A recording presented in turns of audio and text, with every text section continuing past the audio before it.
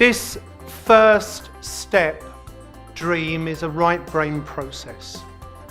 And it's just about dreaming big and getting in touch with what makes your heart sing and just noting it down.